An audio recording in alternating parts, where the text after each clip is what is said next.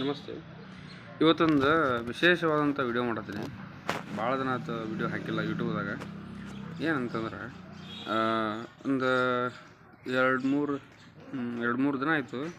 ಒಂದು ಅಂದರೆ ಒಂದು ಅನಾಲಿಸಿಸ್ ರಿಪೋರ್ಟ್ ನೋಡತ್ತಿದ್ವಿ. ಏನಂತಂತಂದ್ರೆ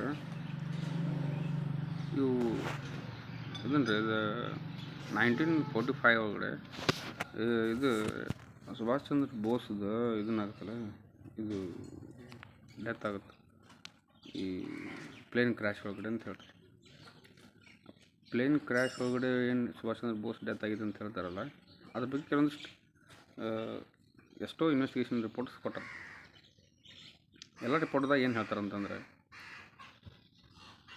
ಸುಭಾಷ್ ಚಂದ್ರ ಬೋಸ್ ಅವರು ಪ್ಲೇನ್ ಹತ್ತಿದ್ರು, ಅಲ್ಲಿ ಲ್ಯಾಂಡಿಂಗ್ ಟೈಮ್ ಒಳಗಡೆ ಕ್ರ್ಯಾಶ್ ಆಯಿತು.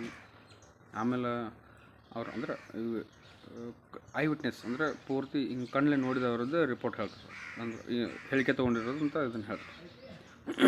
ಆಮೇಲೆ ಅಲ್ಲಿ ಕ್ರ್ಯಾಶ್ ಆಯಿತು, ಅವ್ರನ್ನ ತೊಗೊಂಡು ಇಲ್ಲಿ ಹಾಸ್ಪಿಟ್ಲ್ಗೆ ಹೋದರು. ಹಾಸ್ಪಿಟಲ್ ಒಳಗಡೆ ಒಂದು ದಿನ 2 ದಿನ ಏನೋ ಟ್ರೀಟ್ಮೆಂಟ್ ಕೊಟ್ಟರು. ಆಮೇಲೆ ಅಲ್ಲಿಂದ ಅಂದ್ರೆ ಅವ್ರು ಡೆತ್ ಆಗತ್ತೆ. ಆಮೇಲೆ ಅದನ್ನ ಟೋಕಿಯೋಗೆ ತೊಗೊಂಡು ಹೋಗ್ತಾರೆ. ಟೋಕಿಯೋ ಒಳಗಡೆ ಅವ್ರದ್ದು ಸಮಾಧಿ ಐತಿ, ಸಮಾಧಿ ಮಾಡ್ತಾರೆ ಅಂತ ಹೇಳ್ತಾರೆ. ಇಲ್ಲಿ ಪ್ರಶ್ನೆ ಏನಂತಂದ್ರೆ, ಓಕೆ ಐ ವಿಟ್ನೆಸ್ ಹೇಳ್ತಾರಂತಂದ್ರೆ ಅದು ಕಣ್ಣಾರೆ ನೋಡಿದ ಮನುಷ್ಯ ಹೇಳ್ತಾನಂತಂದ್ರೆ ಅವ್ನು ಒಪ್ಕೋಬೋದು, ಅಂದ್ರೆ ಅದು ಸರಿ ಅಂತೇಳಿ ಅನಿಸ್ಬೋದು ಎಲ್ಲರಿಗೂ. ಆದರೆ ಇಲ್ಲಿ ಕೆಲವೊಂದಿಷ್ಟು ಪ್ರಶ್ನೆಗಳು ಏನಂತಂದ್ರೆ, ಫಸ್ಟ್ ಕ್ವಶನ್ ನನ್ನ ಪಾಯಿಂಟ್ಸ್ ಏನಂತಂದ್ರೆ, ಫಸ್ಟ್ ಪಾಯಿಂಟ್, ಇವಾಗ ಅವರು ಸುಭಾಷ್ ಚಂದ್ರ ಬೋಸ್ ಅವರು ಸಾಮಾನ್ಯ ವ್ಯಕ್ತಿ ಅಲ್ಲ. ಅವರು INA head, INA founder, INA chief, Indian national army chief. ಮತ್ತು ಅವ್ರಿಗೆ ನೆಟ್ವರ್ಕ್ ಇರೋದು ಜಪಾನ್, ಇಟ್ಲಿ, ಇಟ್ಲಿ, ಜರ್ಮನಿ, ರಷ್ಯಾ, ಇಷ್ಟೆಲ್ಲ ದೇಶಗಳವ್ರಿಗೆ ಏನಂತಂದ್ರೆ ಗುರುತು. ಅಲ್ಲಿ ಎಲ್ಲ ದೇಶಗಳೊಳಗೂ ಅವ್ರಿಗೆ ಫ್ರೆಂಡ್ಸ್ ಇದ್ದರು, ಕೆಲವೊಂದು ಆಫೀಸರ್ಸ್ ಗುರ್ತಿದ್ರು. ಮ್ಯಾಲಿನ ಚೀಫ್ ತನಕ ಹಿಟ್ಲರ್ ಅಂತಂದ್ರೆ ಜರ್ಮನಿ ಸರ್ವಾಧಿಕಾರಿ, ಅವನ ತನಕ ಗುರುತು. ಕರೆಕ್ಟಾ? ಇದ್ರೊಳಗೆ ಡೌಟ್ಸ್ ನಾನು ಫಸ್ಟ್ ಪಾಯಿಂಟ್ ಏನು ಎತ್ತತಾನಂತಂದ್ರೆ, ಈಗ ಒಬ್ಬ ಸಾಮಾನ್ಯ ಸೈನಿಕ ಆಗಿದ್ರೆ ಒಂದು ಮಾತು ಬೇರೆ, ಫೌಂಡರ್, ಹೌದು, ಒಂದು ರೀತಿ ನಮ್ಮ ಇಂಡಿಯನ್ ಆರ್ಮಿ ಚೀಫ್ ಇದ್ದಂಗೆ, ಅದಕ್ಕಿಂತ ಹೆಚ್ಚಿನ ಪೋಸ್ಟ್. ಅಂದ್ರೆ ಆಗಿನ ಟೈಮ್ದಾಗ INA founder, Indian national army founder. ವಿಚಾರ ಮಾಡಿರಿ, ಒಬ್ಬ ವ್ಯಕ್ತಿ ಪ್ಲೇನ್ ಕ್ರ್ಯಾಶ್ ಆಕೈತಿ, ಅವ್ರನ್ನ ಹಾಸ್ಪಿಟ್ಲ್ಗೆ ಹೋಗ್ತಾರೆ. ಪ್ಲೇನ್ ಕ್ರ್ಯಾಶ್ ಆದ ತಕ್ಷಣ ಏನು ಮಾಡಬೇಕಾಗಿತ್ತು? ನಾರ್ಮಲಾಗಿ ಏನು ಮಾಡ್ತಾರೆ, ಒಂದು ಅವ್ರ ಮಿಸ್ಸಸ್ ಇಲ್ಲ ಅವ್ರ ಅಣ್ಣ ಇಲ್ಲ ಅವ್ರ ಅಪ್ಪ ಇನ್ಫಾರ್ಮ್ ಮಾಡ್ತಾರೆ. ನೀವು ಅನ್ಬೋದು ಈಗಿನ ಕಾಲದಾಗ ಫೋನ್ ಇದ್ದು, ಆಗಿನ ಟೈಮ್ದಾಗ ವೈರ್ಲೆಸ್ ಇದ್ದು.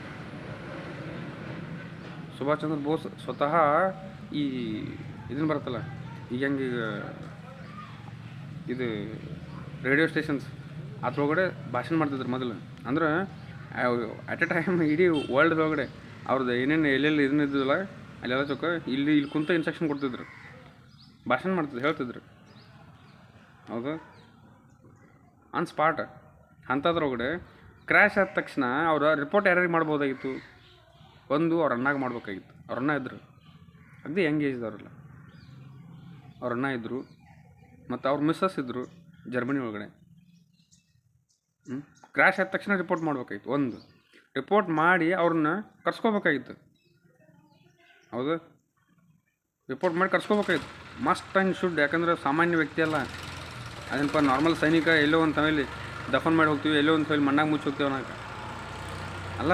ಸಾಮಾನ್ಯ ವ್ಯಕ್ತಿ, ಸಾಮಾನ್ಯ ಸೈನಿಕನಿಗೂ ಅದೇ ರೆಸ್ಪೆಕ್ಟ್, ಮತ್ತು ಸೇನಾ ಜನರಲ್ ಇದ್ರೂ ಅದೇ ರೆಸ್ಪೆಕ್ಟ್. ನಾನು ಅದ್ರ ಬಗ್ಗೆ ಮಾತಾಡ್ತೀನಿ. ಅಂದರೆ ಒಂದು ವೇಳೆ ಹಂಗೇನೋ ಭಾಳ ಎಮರ್ಜೆನ್ಸಿ ಇದ್ರೂ ಅಂಥದ್ರೊಳಗಡೆ ಅವ್ರ ಮಿಸ್ಸಸ್ಗೂ ಇನ್ಫಾರ್ಮ್ ಮಾಡೋದಿಲ್ಲ, ಅವ್ರ ಅಣ್ಣಗೂ ಇನ್ಫಾರ್ಮ್ ಮಾಡೋದಿಲ್ಲ. ಮತ್ತು ಅವ್ರದ್ದು ಸಾಥಿ ಇದ್ರಲ್ಲ, ಸಾಥಿ ಅಂತಂದ್ರೆ ಅವರು INA ಸೈನಿಕರೊಳಗಡೆ ಚೀಫ್ಸ್ ಇದ್ರಲ್ಲ ಕೆಲವೊಂದು ಜನ, ಅವ್ರನ್ನೇ ಕರ್ಸ್ಕೋಬೇಕಾಗಿತ್ತು. ಹಿಂಗಾಗಿತ್ತಪ್ಪ ಕ್ರ್ಯಾಶ್, ಇಲ್ಲಿ ಹಾಸ್ಪಿಟಲ್ದಾಗ ಇಟ್ಟಿವಿ ಬರ್ರಿ ಅಂತೇಳಿ ಕರ್ಸ್ಕೋಬೇಕಾಗಿತ್ತು.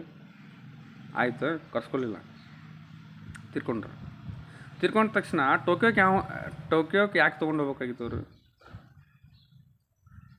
INAದೊಳಗಡೆ ಇರುವಂಥ ಚೀಫ್ಸ್ಗಳಿಗೆ ಅವ್ರ ದೇಹವನ್ನು ಒಪ್ಪಿಸ್ಬೇಕಾಗಿತ್ತು. ಹೌದಾ? ಒಪ್ಪಿಸ್ಬೇಕಾಗಿತ್ತಲ್ಲ.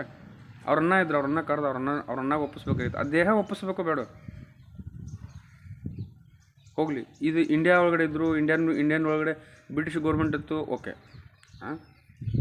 ಅವ್ರ ಮಿಸ್ಸಸ್ ಜರ್ಮನಿ ಒಳಗೆ ಇದ್ರಲ್ಲ, ಅವ್ರಿಗಾದ್ರೂ ಅವ್ರ ದೇಹ ಅಟ್ಲೀಸ್ಟ್, ಈಗ ಒಂದು ಎಕ್ಸಾಂಪಲ್, ಈಗ ಯಾರೋ ಒಬ್ರು ತಿರ್ಕೊಂಡಿರೋ, ಇವಾಗ ನಾನೇ ತಿರ್ಕೊಂಡು ತಿಳ್ಕೊಡ್ರಿ, ನನ್ನ ತಮ್ಮನ ಕರೆದು ನನ್ನ ತಮ್ಮಗೆ ನನ್ನ ದೇಹ ಒಪ್ಪಿಸ್ಬೇಕು, ಇಲ್ಲ ನಮ್ಮ ಮಿಸ್ಸಸ್ಗೆ ಒಪ್ಪಿಸ್ಬೇಕು, ಇಲ್ಲ ನಮ್ಮ ರಿಲೇಟಿವ್ ಅವ್ರಿಗೆ ಒಪ್ಪಿಸ್ಬೇಕು, ಇಲ್ಲ ನಮ್ಮ ಫ್ರೆಂಡ್ ಅದಾರ ಅವ್ರಿಗೆ ಒಪ್ಪಿಸ್ಬೇಕು, ಕರೆದು ಒಪ್ಪಿಸ್ಬೇಕು ಬೇಡ.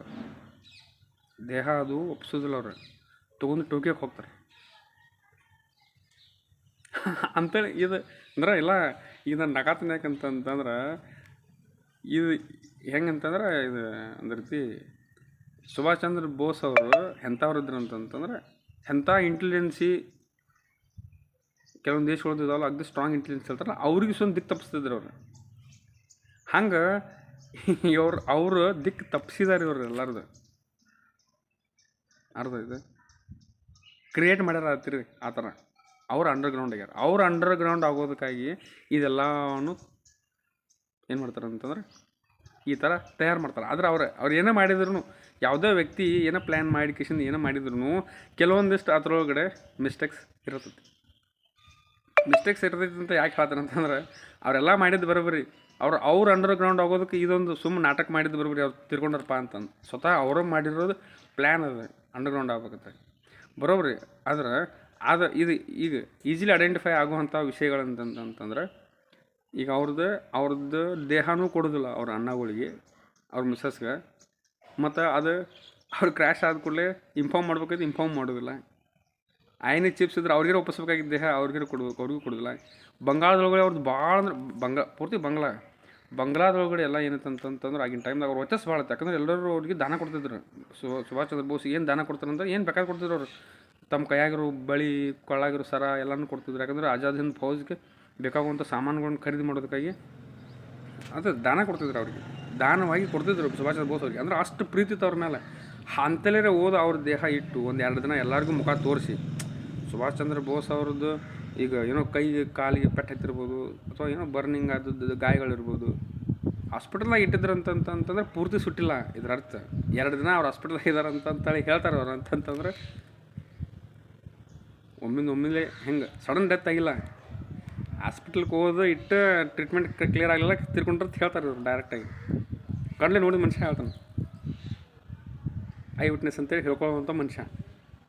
ಅವನನ್ನು ತಯಾರು ಮಾಡಿದವರು ಇವರು ಯಾರ? ಸುಭಾಷ್ ಚಂದ್ರ ಬೋಸ್ ಯಾಕೆ ತಯಾರು ಮಾಡಿರ್ತಾರೆ ಅಂತಂದ್ರೆ ಅದನ್ನೆಲ್ಲ ನಂಬಿಸ್ಬೇಕಲ್ಲ, ಈಗ ತೀರ್ಕೊಂಡಾರಂತ. ಆದರೆ ಇದು ನಂಬುವಂಥ ವಿಷಯ ಅಲ್ಲ, ಹೌದಲ್ಲ? ಫಸ್ಟ್ ಪಾಯಿಂಟ್ಸ್ ಹೇಳ್ತೀನಿ ನಾನು ಏನಂತಂದ್ರೆ, ಫಸ್ಟ್ ಇನ್ಫಾರ್ಮ್ ಮಾಡ್ಬೇಕಾಗಿದ್ದು ಇನ್ಫಾರ್ಮ್ ಮಾಡಿಲ್ಲ. 2ನೇದು ಹಾಸ್ಪಿಟ್ಲ್ಗೆ ಓದಿಟ್ರೆ ಅವ್ರು ಕರ್ಸ್ಬೇಕಾಗಿತ್ತು, ಅವ್ರ ಅನ್ನಗಳನ್ನೆಲ್ಲ ಕರ್ಸಿಲ್ಲ. ಅಟ್ಲೀಸ್ಟ್ ಅವ್ರ ಮಿಸ್ಸಸ್ನೇ ಕರ್ಸ್ಬೇಕಾಗಿತ್ತು, ಕರ್ಸಿಲ್ಲ. ಐನದ್ರೊಳಗೆ ಇದ್ದವ್ರನ್ನೇ ಕರ್ಸ್ಬೇಕಾಗಿತ್ತು, ಕರ್ಸಿಲ್ಲ.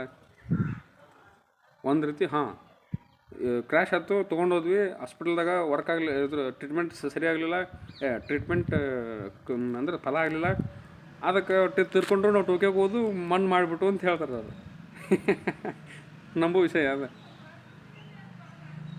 ನಾನು ನಗಾತೀನಿ ಯಾಕಂತಂದ್ರೆ, ಅಲ್ಲ ಇದು ನಾಟಕದ ಪಾತ್ರಗಳನ್ನ ಜೋಡಿಸಿದಾರೆ ಅವ್ರು. ಆದ್ರೆ ರಿಯಾಲಿಟಿ ಡಿಫ್ರೆಂಟ್. ಇದು ನಾಟಕ ಅಲ್ಲ, ಅವ್ರು ತಿರ್ಕೊಂಡ್ರಂತ ಅಂದ್ಕೊಳ್ಳಿ. ರಿಯಾಲಿಟಿ ಡಿಫ್ರೆಂಟ್ ಅಂತ ಯಾಕೆ ಹೇಳತ್ತೀನಿ ಅಂತಂತಂದ್ರೆ, ಆ್ಯಕ್ಚುಲಿ ರಿಯಲಿ ಏನಂತಂತಂದ್ರೆ ಅವರು